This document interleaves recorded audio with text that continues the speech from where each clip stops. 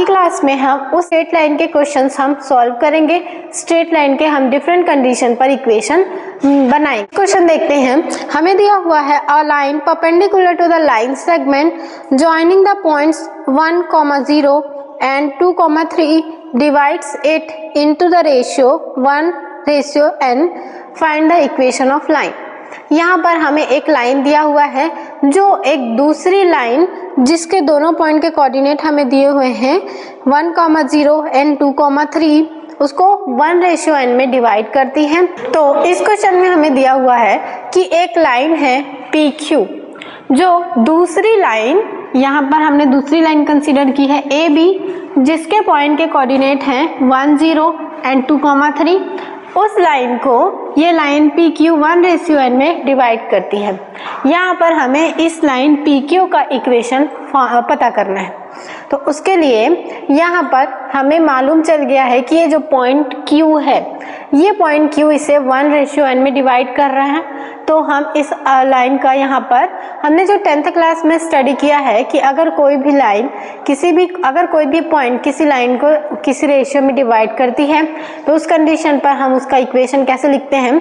तो अगर हम उस कंडीशन पर इस पॉइंट Q की वैल्यू फाइंड करना चाहें तो पॉइंट Q की वैल्यू हम क्या लिख सकते हैं।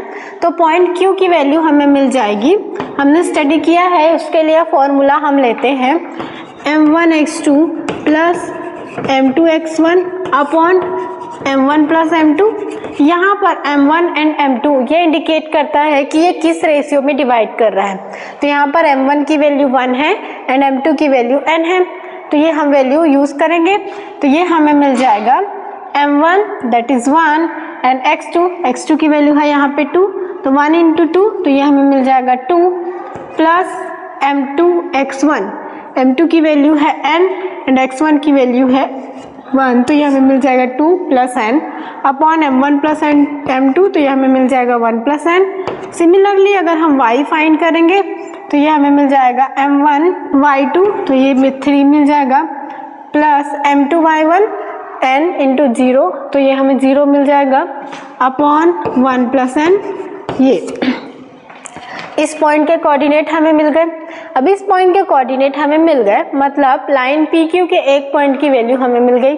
अब हम उसी एक पॉइंट से उस लाइन का इक्वेशन नहीं बना सकते, तो उसके लिए हम क्या करते हैं, इस लाइन का स्लोप फाइंड करते हैं लाइन AB का। तो अगर हम लाइन AB का स्लोप फाइंड कर लेंगे तो यहाँ पर जैसे हमने थ्योरम यूज किया था कि अगर वो उसके परपेंडिकुलर है तो उस कंडीशन पर स्लोप का हम इस तरह से रिलेशन बना के उसे हम लाइन PQ का स्लोप पता कर लेंगे और लाइन PQ का स्लोप मिल जाएगा। तो यहाँ पर एक पॉइंट की वैल्यू हमें ये मिल गई है, तो उस पॉइंट की वैल्यू को और स्लोप की वैल्यू को हम यूज करके लाइन PQ का इक्वेशन बना लेंगे।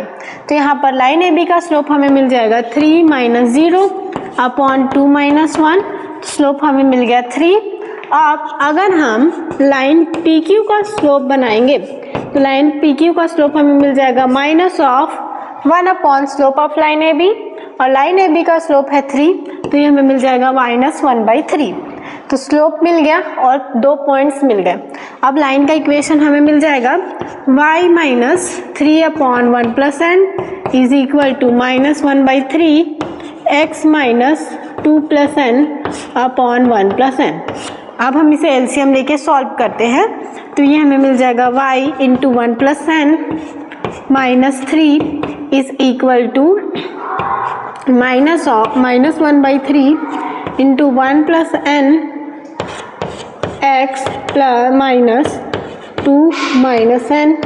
3 को इधर मल्टीप्लाई करते हैं तो ये हमें मिल जाएगा 3y 1 plus n -9 is equal to -1 plus n into x -2 plus n।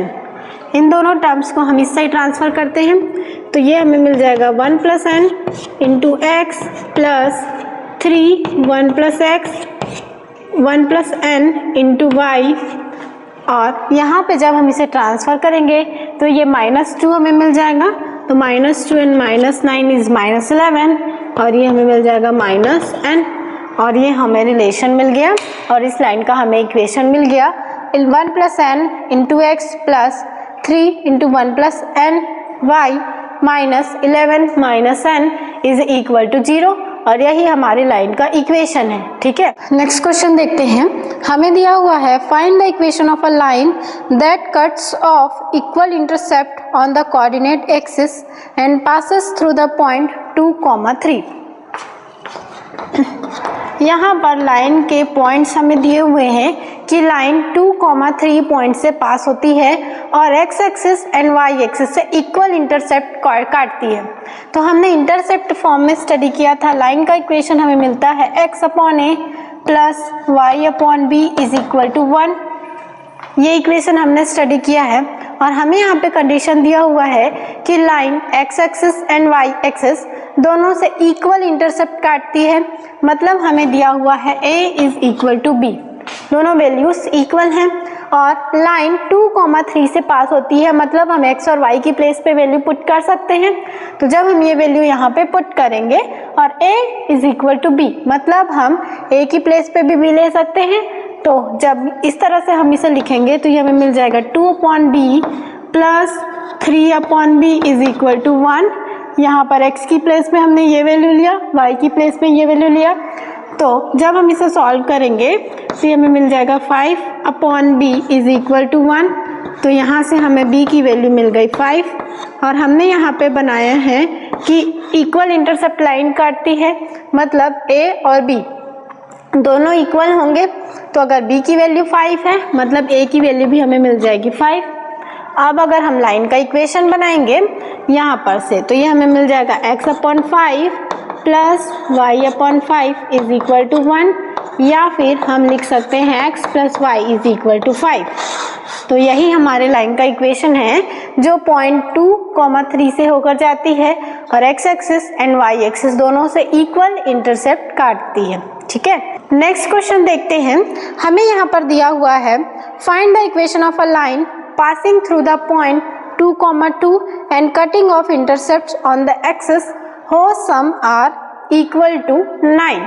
यहाँ पर हमें दिया हुआ है कि एक लाइन 2, 2 से पास होती है और x axis and y axis से इस तरह का इंटरसेप्ट काटती है कि दोनों का सम 9 के इक्वल है। तो यहाँ पर अगर हम लोग मान लें कि इंटरसेप्ट अगर वो x एक्सिस से काटती है वो है a एंड y एक्सिस से जो इंटरसेप्ट काटती है उसकी वैल्यू b है। तो यहाँ पर हमें कंडीशन दिया हुआ है a plus b is equal to 9। ठीक है, और हमें लाइन का इक्वेशन मालूम है। तो यहाँ पर हमें x और y की वैल्यू दी हुई है 2 and 2 और a plus b is equal to 9, ये रिलेशन एक दिया हुआ है। तो इन दोनों रिलेशन का हम यूज करेंगे और a एंड b की वैल्यू फाइंड करेंगे। तो यहाँ से a की वैल्यू हमें मिल जाएगी 9 माइनस b और यहाँ पर हम वैल्यू पुट करते हैं तो ये हमें मिल जाएगा 2 अपॉन a की प्लेस पे हम ये वैल्यू ले लेते हैं। ये हमें मिल जाएगा 2 upon 9 minus b plus 2 upon b is equal to 1। अब इसका एलसीएम लेंगे तो एलसीएम हमें मिल जाएगा b इन 9 माइनस b और ये हमें मिल जाएगा 2b माइनस 18 माइनस 2b। तो यहाँ से 2b कैंसिल हो जाएगा। क्रॉस मल्टीप्लिकेशन से हमें मिल जाएगा minus 18 is equal to 9b minus B square. इन दोनों टर्म को ट्रांसफर करेंगे तो ये हमें मिल जाएगा b square minus 9b minus 18 is equal to 0। यहाँ पर हमें एक बाइक्वाड्रिक इक्वेशन मिल रहा है, हम इसे सॉल्व करेंगे तो ये हमें मिल जाएगा b square b minus 6 and b minus 3। तो यहाँ से b की दो वैल्यूज हमें मिल गई 3 एंड 6।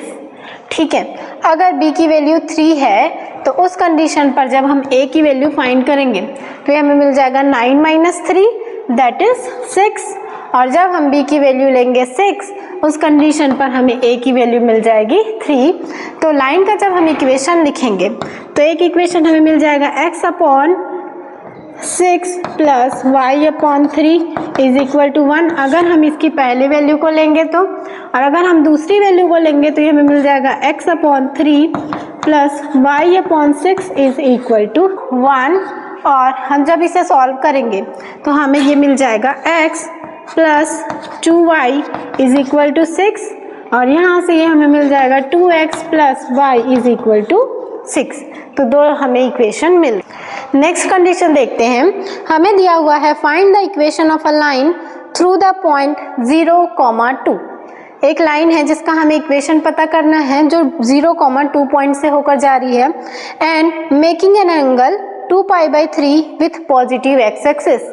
एक्स एक्सिस से इसका एंगल की वैल्यू हमें दी हुई है 2π/3।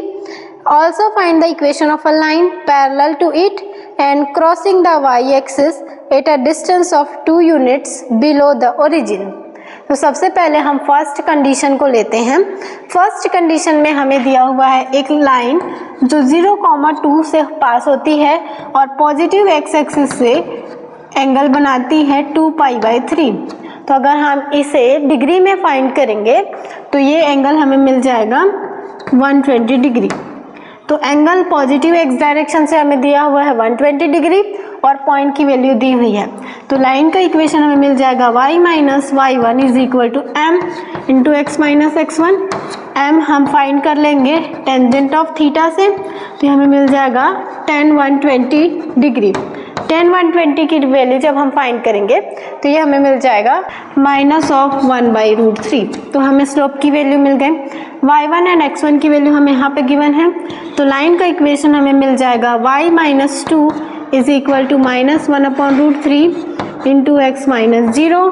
इसे सॉल्व करेंगे तो ये हमें मिल जाएगा √3y minus 2√3 is equal to minus of x को इधर ले लाते हैं तो ये हमें मिल जाएगा x plus √3y minus 2√3 is equal to 0। तो फर्स्ट कंडीशन के लिए हमें लाइन का इक्वेशन मिल गया। अब इसी क्वेश्चन में हमें सेकंड कंडीशन दिया हुआ है find the equation of a line parallel to it. इसी लाइन के पैरेलल एक दूसरी लाइन का हमें इक्वेशन बनाना है। तो अगर कोई भी दो लाइनें पैरेलल होती हैं तो हमें मालूम है कि उनके स्लोप इक्वल होते हैं। तो जब हम इस लाइन का पैरेलल ड्रॉ करेंगे तो उस कंडीशन पर इसका भी स्लोप हमें मिल जाएगा -1/3, क्योंकि हमें मालूम है दो लाइनों के स्लोप अगर वे लाइनें पैरेलल हैं तो उस कंडीशन पर उनके स्लोप इक्वल होंगे। ठीक है, और हमें दिया हुआ है crossing the Y axis at a distance 2 units below the origin.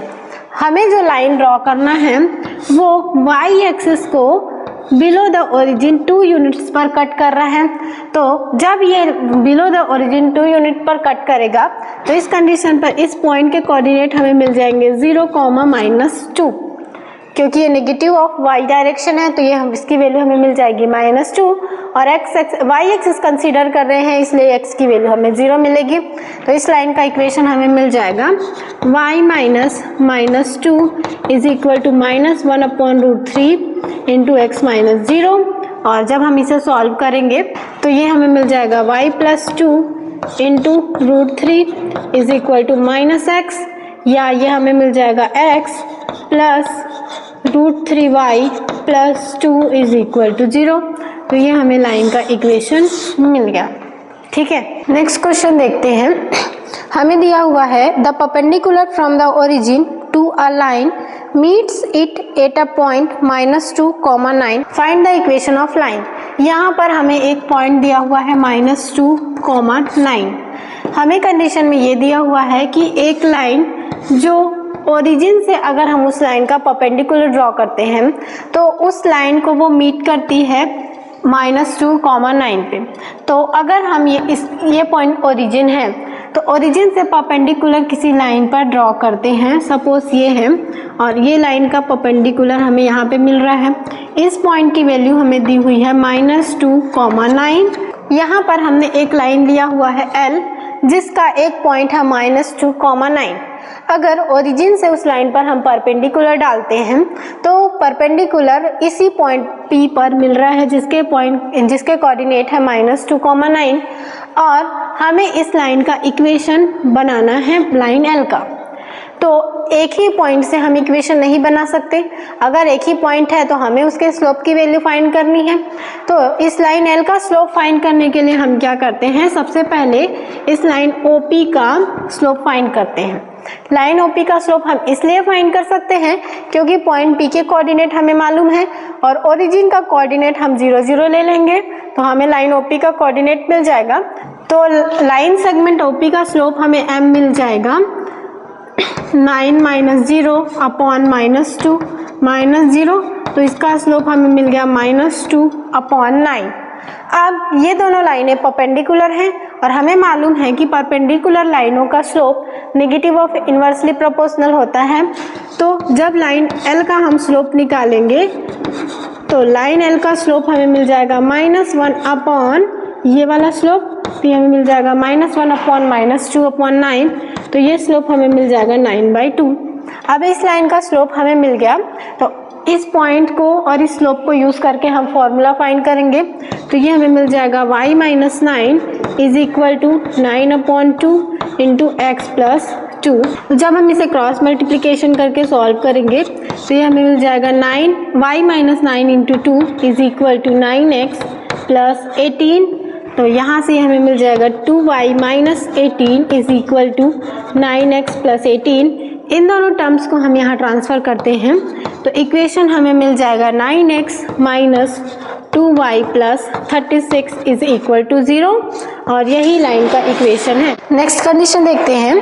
हमें दिया हुआ है the length L of copper rod is linear function of its Celsius temperature C. In an experiment, if L is 124.942 when C is equal to 0 and L is equal to 125.134 when C is equal to 110. Express L in terms of C. यहाँ पर line के length of rod उसके length में और उसके temperature पे हमें relation दिया हुआ है कि जब टेम्परेचर जितना होगा उस कंडीशन पर लाइन का रॉड का लेंथ कितना होगा। तो यहाँ पर हम इसे x और y की तरह कंसीडर कर सकते हैं। तो हम यहाँ पर y लेंगे लेंथ ऑफ रॉड को एंड x लेंगे उसके टेम्परेचर को और उनकी करस्पॉन्डिंग वैल्यू दी हुई है उसे हम x1 y1 और x2 y2 की जगह लेंगे और इस लाइन का हम इस तरह से हम इसका इक्वेशन बना लेंगे। तो यहाँ पर हम यहाँ पर यूज़ करेंगे L minus L1 is equal to L2 minus L1 upon C2 minus C1 into C minus C2। तो यहाँ पर हम इस तरह से जब लेंगे तो L को हम C के टर्म्स में एक्सप्रेस कर लेंगे। अब L1 L2 and C1 C2 हम देखते हैं। तो अगर हम C1 एंड L1 में रिलेशन देखें तो जब C1 की वैल्यू है 20 तब L1 की वैल्यू हमें मिल रही है 124.942 और C2 L2 हमें मिल रहा है when C2 is 110 then L2 is 125.134। अब इन वैल्यूज़ को हम यहाँ पे पुट करते हैं तो ये हमें मिल जाएगा L minus 124.942 is equal to 125.134 minus 124.942 upon 110 minus 20 into x minus 20 और जब हम इसे सॉल्व करेंगे माइनस c माइनस 20। अब जब हम इसे सॉल्व करेंगे तो हमें लाइन इसका इक्वेशन मिल जाएगा L एंड C में हमें रिलेशन मिल जाएगा। तो जब हम इसे सॉल्व करेंगे तो ये हमें मिल जाएगा। तो जब हम इसे सॉल्व करेंगे इस रिलेशन को तो ये हमें मिल जाएगा L is equal to 0.192 upon 90 into C minus 20 और इस टर्म को हम ट्रांसफ़र कर देंगे तो ये हमें मिल जाएगा प्लस 124.942 और यही हमें रिलेशन मिल रहा है L एंड C में। ठीक है, तो इस तरह से हम इसे एक्सप्रेस कर सकते हैं। नेक्स्ट कंडीशन हम लोग देखते हैं। तो 17 क्वेश्चन हमें दिया हुआ है the owner of a milk store finds that he can sell 980 litres of milk each week at rate 40 rupees per litre and 1220 liters of milk each week at rate 60 rupees per liter. Assuming a linear relationship between selling price and demand, how many liter could be he sell weekly at rate 17 liters? यहाँ पर हमें दिया हुआ है कि एक जो milk honour है वो अगर अपने मिल्क को 14 रुपीज़ पर लीटर की दर से बेचता है तो उस कंडीशन पे वो 980 लीटर्स मिल्क सेल करता है। और अगर वो 16 रुपीज़ पर लीटर की रेट से बेचता है तो वो 1220 लीटर सेल करता है। हमें ये मालूम करना है कि अगर वो 17 रुपीज़ पर लीटर की प्राइस से सेल करेगा तो वो कितने लीटर सेल करेगा। तो यहाँ पे हम मिल्क का जो सेलिंग प्राइस है और उनका सेलिंग डिमांड है तो उन दोनों को x और y मानते हुए इनका रिलेशन हम निकाल सकते हैं। तो उस कंडीशन पर x1 y1 हमें मिल जाएगा इस तरह से। अगर 14 रुपीज़ पर लीटर की दर से सेंड करता है तो ये 980 एंड अगर 16 लेते हैं तब 1220। तो इस बेसिस पर हम इनमें रिलेशन फाइंड कर सकते हैं। तो रिलेशन हमें मिल जाएगा y minus 980 is equal to 1220 minus 980 upon 16 minus 14 into x minus 14 और हम इसे सॉल्व करते हैं। तो जब हम इसे सॉल्व करेंगे तो y और x में हमें रिलेशन मिल जाएगा। वो रिलेशन हमें मिल रहा है। अब अगर हम इसको सॉल्व करते हैं तो ये हमें मिल रहा है 120 के इक्वल और हमने 980 को इससे ही ट्रांसफ़र कर दिया तो हमें y is equal to 120 into x minus 14 plus 980 मिल गया। अब हमें ये दिया हुआ है कि अगर रेट हो 17 रुपीज़ पर लीटर तो इस कंडीशन पर ये हमें x की वैल्यू दी हुई है और उसके करस्पॉन्डिंग हमें y की वैल्यू मालूम करनी है। तो x की प्लेस पे हम ये वैल्यू लेते हैं तो हमें मिल जाएगा y is equal to 120 into 17 minus 14 plus 980। तो ये मिल रहा है 120 इंटू 3 प्लस 980। जब हम इसे सॉल्व करेंगे तो ये हमें मिल जाएगा 1340 लीटर्स। ठीक है, तो अगर वो 17 रुपीज़ पर लीटर की रेट से सेल करेगा तो टोटल सेल होगा 1340 लीटर्स। तो इस तरह के क्वेश्चन को हम रिलेशनशिप के बेसिस पर बना सकते हैं। नेक्स्ट कंडीशन देखते हैं। नेक्स्ट क्वेश्चन हमें दिया हुआ है point P A, B। Point P है जिसके कोऑर्डिनेट्स की वैल्यू हमें दी हुई है A, B is the mid point of a line segment between axis. ये जो पॉइंट P है जिसके coordinate small a, small b है वो एक लाइन सेगमेंट है AB जिसके मिड पॉइंट के कोऑर्डिनेट्स हैं और हमें यहाँ पे प्रूव करना है कि ये जो लाइन है मिड लाइन सेगमेंट हम दोनों कोऑर्डिनेट के बीच में ड्रॉ करेंगे। इसका हमें इक्वेशन मिल जाएगा x upon a plus y upon b is equal to 1। तो इसके लिए ये मिड पॉइंट की वैल्यू गिवन है। तो अगर ये दोनों एक्सिस को point A and point B पर कट करती हैं तो पॉइंट A के कोऑर्डिनेट हम लिख सकते हैं 0, y और पॉइंट B के कोऑर्डिनेट हमें मिल जाएगा x, 0। हम इसे सॉल्व करते हैं मिड पॉइंट के फॉर्मूले से तो ये हमें मिल जाएगा a is equal to 0 plus x upon 2। यहाँ से x की वैल्यू हमें मिल जाएगी 2a। सिमिलरली हमें b मिल जाएगा 0 प्लस वाई डिवाइडेड बाई 2 तो y की वैल्यू हमें मिल जाएगी 2b। यहाँ पर x एंड y की वैल्यू मिल गई तो इस एक्सिस के कोऑर्डिनेट हमें मिल गए 0, 2b और इस पॉइंट के कोऑर्डिनेट की वैल्यू हमें मिल गई 2a, 0। अब a एंड पॉइंट b इन दोनों पॉइंट से होने वाले लाइन का इक्वेशन हम बनाते हैं तो हमें मिल जाएगा y minus 0 is equal to 2b minus 0 upon 0 minus 2a into x minus 2a।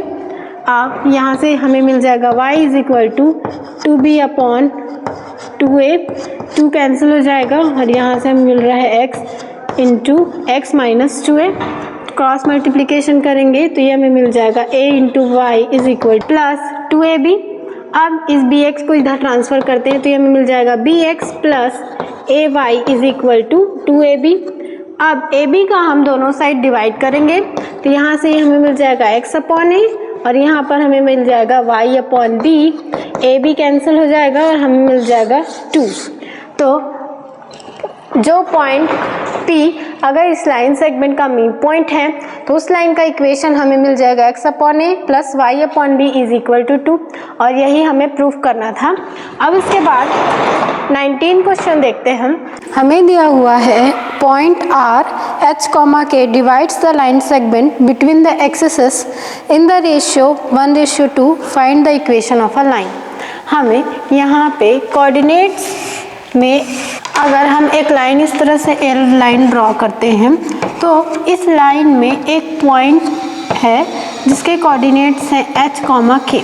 अगर हम इस पॉइंट को P ले लें तो ये जो पॉइंट है P, ये इस लाइन को 1:2 में डिवाइड करती है। तो हम इसे इस तरह से लिख सकते हैं, इस पॉइंट को हम यहाँ पे ले लें तो ये 1:2 में पॉइंट डिवाइड करती है। अगर ये 1:2 में डिवाइड करती है, हमें इस लाइन L का इक्वेशन पता करना है। तो इसके लिए हमने पिछली क्लासेस में स्टडी किया है कि अगर कोई भी पॉइंट किसी लाइन को कुछ भी रेशियो में डिवाइड करता है तो उस कंडीशन पर हम उस लाइन के इस मिड पॉइंट के जो भी ये कोऑर्डिनेट्स की वैल्यू होती है उसे फाइंड करने के लिए हम फॉर्म यूज़ करते थे।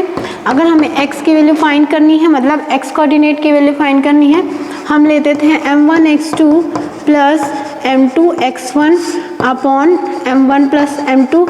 सिमिलरली हम y कोऑर्डिनेट के लिए करते थे। तो यहाँ पर हमें h, K गिवन है, मतलब हमें इस वैल्यू, ये वाली वैल्यू गिवन है और हमें यहाँ पर x1 एंड x2 की वैल्यू फाइंड करनी है। तो इसके लिए हम यहाँ से एक चीज़ और कंसीडर कर सकते हैं, जैसे यहाँ पर 2 पॉइंट्स हैं जिसको ये लाइन कोऑर्डिनेट्स को कट कर रही है, वहाँ पर हमें 2 पॉइंट्स मिल रहे हैं। इस पॉइंट, ये पॉइंट x एक्सिस का पॉइंट मिल रहा है, मतलब इस पॉइंट पर y एक्सिस की वैल्यू 0 होगी। x एक्सिस की कुछ वैल्यू हमें मिलेगी, पर ये चूंकि x एक्सिस है इसलिए y की वैल्यू 0 होगी। सिमिलरली ये y एक्सिस है तो यहाँ पर हमें x की वैल्यू कुछ मिलेगी और x की वैल्यू हमें 0 मिलेगी और y की कुछ वैल्यू हमें यहाँ पे मिलेगी। तो इस तरह से जब हम यहाँ पर वैल्यूज पुट करेंगे तो उस कंडीशन पर हमें इसकी वैल्यू मिल जाएगी। तो हम लेते हैं, तो जो h की वैल्यू है ये वहाँ से x की वैल्यू मिल रही है तो हमें मिल जाएगा h is equal to m1 की प्लेस पे 1 है, देन x2 की प्लेस पे यहाँ पर 0 है, plus m2 is 2 and x1 is हमें फाइंड करना है। तो हम इसे एज इट इज लिखते हैं, देन m1 प्लस m2, तो 1 प्लस 2 हमें मिल जाएगा। जब हम इसे सॉल्व करेंगे तो यहाँ से ये हमें मिल जाएगा 3h डिवाइडेड बाई 2 और ये हमें वैल्यू मिल गई x1 की, मतलब हमें इस पॉइंट की वैल्यू मिल गई 3h अपॉन 2। इसके बाद सिमिलरली हम यहाँ से k के लिए सॉल्व करते हैं। जब हम k के लिए सॉल्व करेंगे तो ये हमें मिल जाएगा m1 x2, m1 y2 is हमें फाइंड करना है, हम y2 ही लेते हैं, then 2 into y1 is 0 upon 1 plus 2। तो इस कंडीशन पर y2 हमें मिल जाएगा 3k। अब ये दोनों हमें मिल गए, यहाँ से इस पॉइंट की वैल्यू हमें मिल गई। तो हम इसे देख के ये बोल सकते हैं कि अगर हम इसे इंटरसेप्ट फॉर्म में फाइंड करना चाहें तो यहाँ से इसके इंटरसेप्ट्स हमें मिल गए। x एक्सिस पर इंटरसेप्ट मतलब ये लेंथ हमें मिल गया 3h और y एक्सिस का इंटरसेप्ट हमें मिल गया 3h। x एक्सिस का इंटरसेप्ट हमें मिल गया 3h divided by 2 and y axis का इंटरसेप्ट हमें मिल गया 3h। तो अगर हम intercept form that is x upon a plus y upon b is equal to 1 के फॉर्म में लिख के इसका इक्वेशन फाइंड करेंगे तो ये हमें मिल जाएगा। तो ये हम इससे लिखते हैं, तो a की वैल्यू हमें यहाँ से मिल रही है 3h डिवाइडेड बाई 2 और यहाँ से b की वैल्यू हमें मिल रही है 3k। हम इसे सॉल्व करते हैं तो ये हमें मिल जाएगा 2x upon 3h plus y upon 3k is equal to 1। तो इस लाइन का एलसीएम हमें मिल जाएगा 3hk और सॉल्व करेंगे तो ये हमें मिल जाएगा 2xk plus hy is equal to 1। Transfer करने के बाद ये हमें मिल जाएगा 2xk plus hy is equal to 3hk। जब हम इसे ट्रांसफ़र कर रहे हैं तो ये हमें ये इक्वेशन मिल रहा है और यही हमें इस लाइन L का इक्वेशन मिल रहा है 2xk plus hy is equal to 3hk। तो यहाँ पर हमने इंटरसेप्ट फॉर्म को यूज़ करके इस लाइन का इक्वेशन फाइंड किया। हम चाहते तो हम ए को फर्स्ट पॉइंट ले लेते, बी को सेकंड पॉइंट ले लेते और 2 पॉइंट फॉर्म का भी यूज़ करके हम फाइंड कर सकते थे। उस कंडीशन पर भी हमें लाइन का इक्वेशन यही मिलेगा, चेंज नहीं मिलेगा। ठीक है, तो इसे हम दोनों मेथड से फाइंड कर सकते हैं। नेक्स्ट क्वेश्चन देखते हैं। हमें दिया हुआ है by using the concept of equation of line prove that 3 points 3, 0, -2, -2 and 8, 2। First point हमें दिया हुआ है 3, 0, सेकेंड पॉइंट हमें दिया हुआ है -2, -2, देन थर्ड पॉइंट इज 8, 2। हमें यहाँ पर लाइन के फॉर्मूले को यूज़ करते हुए ये प्रूफ करना है कि ये तीनों लाइनें कोलिनियर हैं, मतलब एक ही लाइन में हैं। तो सबसे फर्स्ट हम इन दोनों पॉइंट्स को लेते हैं ए एंड बी और लाइन का इक्वेशन लिखते हैं 2 पॉइंट फॉर्म में। हमें मिल जाएगा y - y1 is equal to y2 - y1 upon x2 - x1 into x - x1। Values लेते हैं तो ये हमें मिल जाएगा y - 0 is equal to -2 - 0 upon -2 - 3 x - 3। Solve करते हैं तो ये हमें मिल जाएगा y is equal to -2 upon -5 x - 3। यहाँ से नेगेटिव कैंसिल हो जाएगा, क्रॉस मल्टीप्लिकेशन करेंगे हमें मिल जाएगा 5y is equal to 2x - 6। इस टर्म को ट्रांसफ़र करेंगे तो ये हमें मिल जाएगा 2x - 5y - 6 is equal to 0। तो ए एंड बी 2 पॉइंट को यूज़ करके हमें लाइन का इक्वेशन मिल गया। अब हमने स्टडी किया है कि अगर कोई भी किसी भी लाइन का हमें कोई भी पॉइंट दिया हो तो उस लाइन में होने वाले, उस लाइन में लाई करने वाले सारे पॉइंट्स लाइन के इक्वेशन को सेटिस्फाइड करते हैं।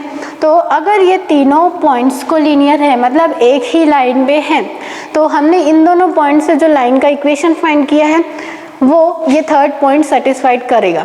अगर ये सेटिस्फाइड करेगा तो इस कंडीशन पर हम ये कहेंगे कि ये तीनों पॉइंट्स कोलिनियर हैं। अगर सेटिस्फाइड नहीं करेंगे, अगर ये थर्ड पॉइंट की वैल्यू जब हम यहाँ पे x एंड y की प्लेस पे लेंगे और इक्वेशन सेटिस्फाइड नहीं होगा, तब हम कहेंगे कि ये तीनों पॉइंट्स कोलिनियर नहीं हैं।